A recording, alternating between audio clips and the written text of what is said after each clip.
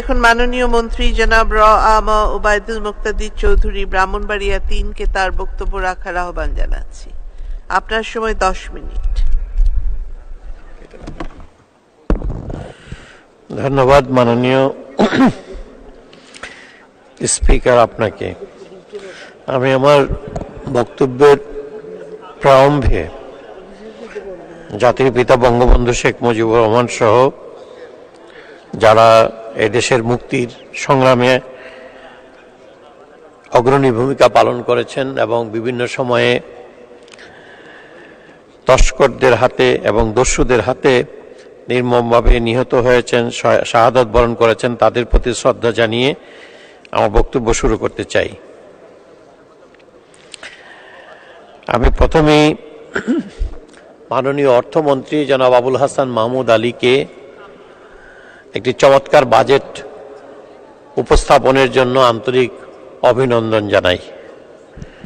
মাননীয় প্রধানমন্ত্রী শেখ হাসিনার নেতৃত্বে তাঁর মন্ত্রিসভার অনুমোদন ক্রমে তিনি যে বাজেটটি উপস্থাপন করেছেন এটি একটি বাস্তবায়নক বাজেট বলে আমি মনে করি।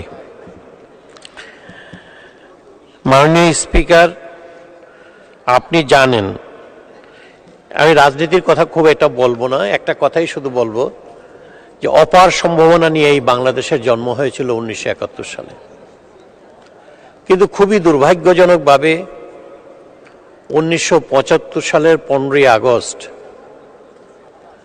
যে সামরিক দুঃশাসনের সূত্রপাত হয় বাংলাদেশের রাজনীতিতে, যেটা জিয়াউর রহমান এবং এরশাদের পথ ধরে বাংলাদেশের রাজনীতিকে কলুষিত করেছে। এই বাংলাদেশের রাজনীতির এই কলুষিতকরণের কারণে বাংলাদেশের যে কাঙ্ক্ষিত অগ্রযাত্রা হওয়ার সম্ভাবনা ছিল তা তিরোহিত হয়ে যায়। 75-এর কথা যদি আপনি মাননীয় স্পিকার আপনার স্মরণ থাকে, আপনি জানবেন যে সেই সময় প্রবৃদ্ধির হার ছিল 9%। সেটাকে আপনার একেবারে ধ্বংস করে দেওয়া হয়েছিল। 75-এ বাংলাদেশের মানুষের মাথাপিছু আয় ছিল $260। সেটাকে 1979 সালে যখন জিয়াউর রহমান ক্ষমতায় ছিলেন তখন এটা $190 নেমে এসেছিল। এইগুলো ফিগার, আমি এই ফিগারগুলো উল্লেখ করলাম এই জন্য যে তাদের সময়ে একটা দুঃশাসনের কারণে আমাদের দেশটাকে যে অগ্রযাত্রা, কাঙ্ক্ষিত অগ্রযাত্রা অর্জন হয়নি। কেননা আমি ব্যক্তিগতভাবে নয়, শুধু আমি রাজনীতির একজন ছাত্র হিসাবে বিশ্বাস করি রাজনীতি সামরিকীকরণ শুধু আমাদের দেশে নয়, পৃথিবীর সকল দেশে উন্নয়ন ও অগ্রযাত্রার পথে দুর্লঙ্ঘ বাধা। এই কয়েকদিন আগে এখানে অন্য প্রসঙ্গে যদিও এই সংসদের একজন প্রবীণতম সদস্য জনাব আব্দুল লতিফ সিদ্দিকী প্রসঙ্গক্রমে তাদের কথা উল্লেখ করেছেন, আমি তাদের কথা বলতে চাই। এই দুইটি শাসন, অপশাসন, শাসন বলবো না, জিয়াউর রহমান এবং এরশাদের অপশাসন যদি না থাকতো তাহলে বাংলাদেশ আজকে অনেক দূর এগিয়ে যেতে পারত বলে আমি মনে করি।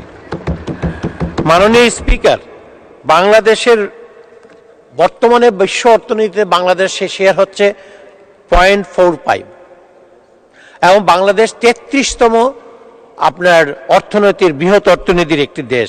এই অবস্থা কিন্তু আমাদের ছিল না, তারা এটাকে অবস্থা খুবই খারাপ অবস্থায় নিয়ে গিয়েছিল এবং আমরা আশা করছি 2030 সালের দিকে এই বাংলাদেশের অর্থনীতি সাধারণভাবে বলা হচ্ছে 28তম অর্থনীতি হবে বিশ্বের, কিন্তু আইএমএফ বলছে এটা বিশ্বের 24তম অর্থনীতিতে পরিণত হবে।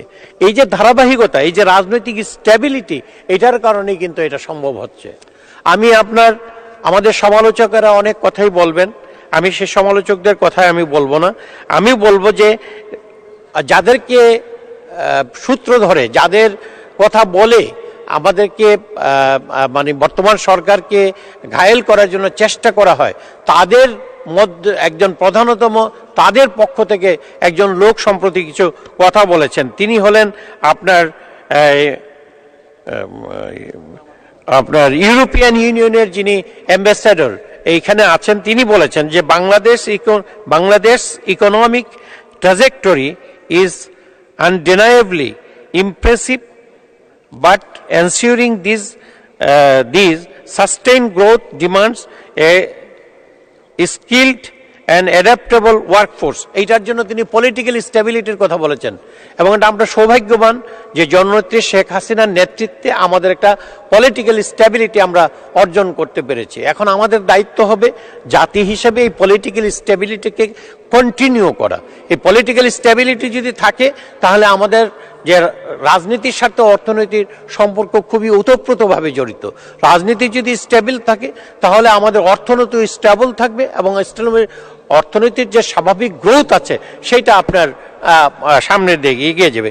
তিনি আরো বলেছেন, আমরা অনেকেই বলে যে অমুকে আমাদেরকে সাপোর্ট করে না, তমুকে আমাদেরকে সাপোর্ট করে না, আমি তাদের কথাই বলতেছি, as we continue to support Bangladesh economic transformation towards LDC graduation, the EU remains steadfast in our mutually beneficial partnership with the government of Bangladesh. তো তারা তো চায় আমরা যাতে সামনের দিকে এগিয়ে যাই। মাননীয় স্পিকার, আপনি জানেন যে আজকে আমরা কোথায় দাঁড়িয়ে আছি। আমরা যেখানে দাঁড়িয়ে আছি সেটা একটা চমৎকার একটা অবস্থানে আছি। আজকে আমার মন্ত্রণালয়ের কথা যদি বলেন, আমরা আবাসনের দিক দিয়ে আমরা কাজ করছি এবং মাননীয় প্রধানমন্ত্রী আমাদেরকে বলেছেন যে তোমরা এই দরিদ্র মানুষের জন্য আবাসনের সৃষ্টি করে দাও। আমরা 12,600টি ফ্ল্যাট করে দিব, তারপরে আপনার দরিদ্র মানুষের জন্য আমরা ফ্ল্যাট করে দিব এবং এইভাবে আমরা মানুষের সামনে এগিয়ে যাচ্ছি। আমি একটা কথা আপনার বলি যে মাত্র কুরবানি গেল, আমরা কি অনেকেই জানি যে এই কুরবানিতে 3.7% কুরবানি বেশি হয়েছে গত বছরের চেয়ে। এটা কি আমার ইকোনমির স্ট্রেংথ বুঝায় না? আমি একজন লেম্যান হিসেবে, ইকোনমিক্সের ছাত্র আমি নই এবং ইকোনমিক্সের একজন লেম্যান হিসেবে আমি বুঝি এটা আমার ইকোনমির একটা স্ট্রেংথকে আপনার তুলে ধরে। তেমনিভাবে আপনি যদি অন্যান্য দিকে যদি দেখেন, আমাদের আরেকটা কথা বলে, আমাদের প্রায় এক ধরনের লোকেরা আছেন যারা বলেন কালো টাকা সাদা করা হয় বা ইয়ে করা হয়, এটা বলা হচ্ছে। আমি জানি না, বাস্তবতা হলো কালো টাকা আমার মার্কেটে আছে। এই কালো টাকাকে কিভাবে আপনি কাজে লাগাবেন সেই উপায় কিন্তু কেউ বাতলায় না, সকলেই সমালোচনা করে। আর যারা সমালোচনা করে, আমি দেখলাম যে বিএনপির সাধারণ সম্পাদক সম্প্রতি একটা সমালোচনা করেছেন, তিনি বাইরে করেছেন, পার্লামেন্টে করেন নাই, কারণ তার পার্লামেন্টে আসার কোনো সুযোগ ছিল না। তিনি বলেছেন এতে নাকি আপনার দেশের অর্থনীতি ধ্বংসপ্রাপ্ত হয়ে যাবে, কিন্তু উনি কিন্তু বলেন নাই যে আমরা তো 15%-এর প্রস্তাব করেছি। 2007 সালে ওনার নেত্রী খালেদা জিয়া 5% কর দিয়ে 1,33,14,710 টাকা সাদা করেছিলেন। এই কথা কিন্তু উনি কখনো বলেন না। তো এই সমস্ত জিনিসগুলো আমাদেরকে একটু খেয়াল রেখে, এইটা তাদের মনে থাকে না, এইটা খুবই দুঃখজনক। এই জিনিসটা তাদেরকে মনে রাখার জন্য আমি অনুরোধ করব।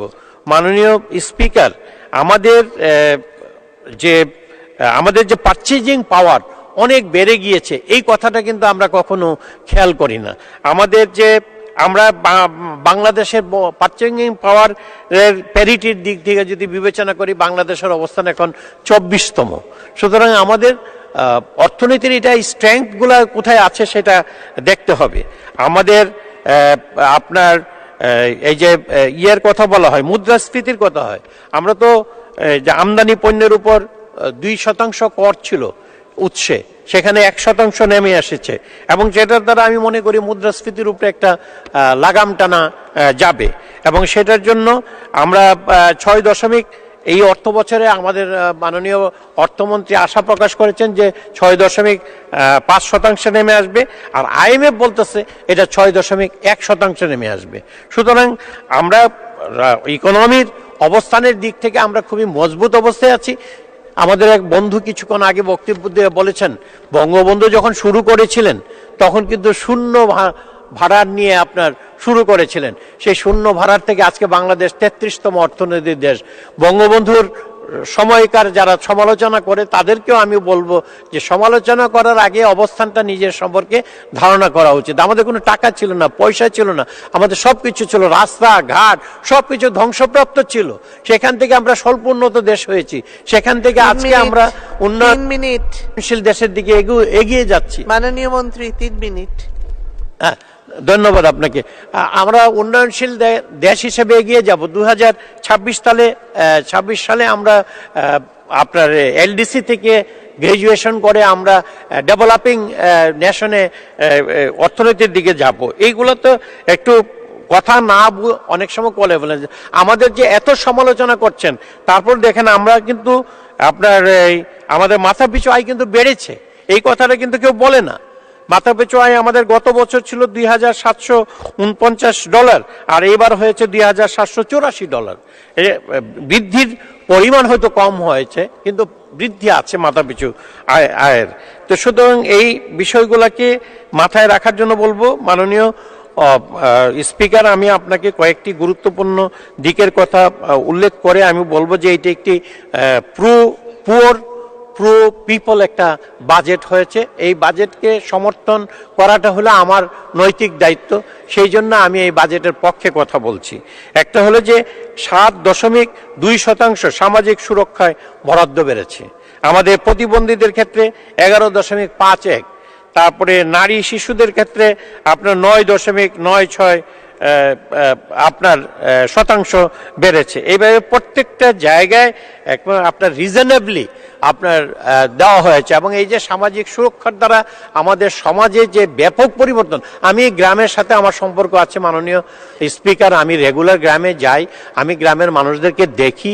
আমাদের যারা এখানে সমালোচনা করেন, বিশেষ করে আমাদের অর্থনীতিবিদেরা যারা আমাদের সমালোচনা করেন, তাদের সাথে কিন্তু গ্রামের কোনো সম্পর্ক নাই। গ্রামের মানুষের অর্থনীতির যে উত্থান সেটাকে তারা দেখেন নাই। তারা দেখেন নাই পাকিস্তানের সময়ে গ্রামের অর্থনীতি কি ছিল। আমি দেখেছি নেংটি পড়ার মানুষদেরকে খেতে খামারে কাজ করতে, এখন তারা ট্রাক্টরে চড়ে খেতে খামারে কাজ করে। এটা কিন্তু আমার চোখের দেখা, আমার বয়সের দেখা।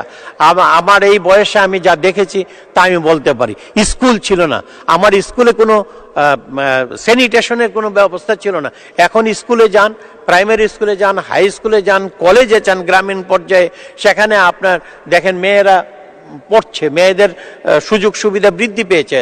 এই যে মেয়েরা যে সামনে এগিয়ে আসছে, এটা তো একটা বিরাট পরিবর্তনের বিষয়। এই পরিবর্তনটা কিন্তু চোখে হয়তো অনেকে পড়ছে না, কিন্তু এইটার যে সামাজিক যে গুরুত্ব তা তুলনাহীন। এই সামাজিক গুরুত্বের কথা বিবেচনা করে আমরা মনে করি যে একটি চমৎকার বাজেট হয়েছে, এবং এই বাজেটকে সমর্থন করাটাই হলো আমাদের ন্যায়সঙ্গত কাজ, এবং এই বাজেটকে আপনার সমর্থন না করাটা হবে অন্যায়। আমাদের বুঝতে হবে, আমি জানি না মাননীয় স্পিকার আপনি আমাকে আর 2 মিনিট সময় দিতে পারবেন কিনা আমি জানি না, যদি দেন। আমি বলছি যে আমাদের এই যে কৃষি শ্রমিকের ক্রয় ক্ষমতা বেড়েছে। আমি যখন ছোট ছিলাম, আমার বাড়িতে যারা কাজ করতেন তাদেরকে আমি 12 আনা করে আপনার তদানীন্তন সময়ে দিতাম, সে তখন শের ছিল, 1 সের চাউল ক্রয় করে বাড়ি যেতে পারত না, মজুরি দিতাম। আর এখন আপনার তাকে আমি মিনিমাম যে নর্মাল সময়ে 700 টাকা দেই, আর যখন আপনার সিজন থাকে তখন 1200 থেকে 1500 টাকা দিতে হয়, এবং সে কিন্তু কয়েক কেজি চাউল নিয়ে বাসায় যেতে পারে। এখন আপনার স্যান্ডেল ছিল না যে মানুষের পায়ে, এখন তারা জুতো পরে চলে। স্যান্ডেল কেন, খড়ম, আমরা একসময় খড়ম ইউজ করতাম, খড়ম ছিল না। তো আমি মাননীয় স্পিকার, আমি এখানে বলি আমাদের শ্রমিকদের মজুরির ক্ষেত্রে, এইটা হলো কৃষি শ্রমিকদের ক্ষেত্রে বলেছি, আপনার অনেক আছে। আমাদের বর্তমানে প্রায় 9 গুণ বৃদ্ধি পেয়েছে আপনার 2006 সালের থেকে। 2006 সালে যারা ক্ষমতায় ছিল তারা একটু বুঝুক, আপনার 2006 সালে যারা ক্ষমতায় ছিল তারা কৃষি শ্রমিকের মজুরির কথা বলুক। এইভাবে আমরা সর্বক্ষেত্রেই আমাদের বিরাট পরিবর্তন আছে। এই পরিবর্তন চক্ষুষ্মান যারা তারা দেখে, যাদের চোখে আপনার এই যে একটা কথা আছে না, যে জেগে ঘুমায় তাকে কখনো জাগানো যায় না। সুতরাং যারা চক্ষুষ্মান তারা আমাদের এই পরিবর্তন দেখছে এবং এই পরিবর্তনের একটি সহযোগী বাজেট হলো বর্তমান বাজেট। এই বাজেট উপহার দেওয়ার জন্য মাননীয় অর্থমন্ত্রীকে এবং মাননীয় অর্থমন্ত্রীকে গাইড করে এই বাজেটকে দেওয়ার উপযোগী করে নিয়ে আসার জন্য মাননীয় প্রধানমন্ত্রী এবং তার সহকর্মীদেরকে আমি অভিনন্দন জানাই, ধন্যবাদ জানাই, কৃতজ্ঞতা জানাই।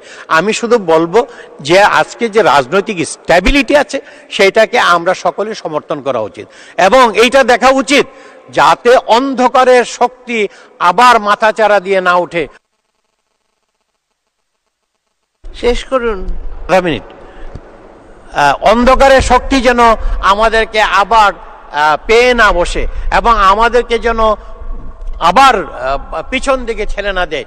বাংলাদেশ একটি অসাম্প্রদায়িক গণতান্ত্রিক দেশ এবং একটি মানে ধর্মনিরপেক্ষ রাষ্ট্র ব্যবস্থা আমরা গড়ে তুলতে চাই। সেটার জন্য বঙ্গবন্ধু সংগ্রাম করেছিলেন, বঙ্গবন্ধু আত্মত্যাগ করেছিলেন এবং এই যে ৭৫ সাল, আগামীকালকে ৭৫ বছর পূর্ণ হবে বাংলাদেশ আওয়ামী লীগের।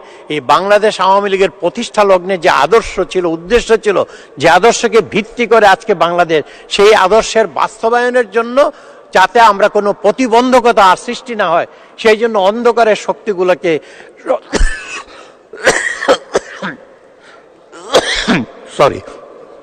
আপনার সতর্কতার সাথে আমাদের স্মরণে রেখে আমাদের কাজ করতে হবে। আপনি যে মতাদর্শেরই হন না কেন, আসুন আমরা সকলে মিলে শেখ হাসিনার হাতকে শক্তিশালী করি এবং সামনের দিকে এগিয়ে যাই। ধন্যবাদ মাননীয় মন্ত্রী।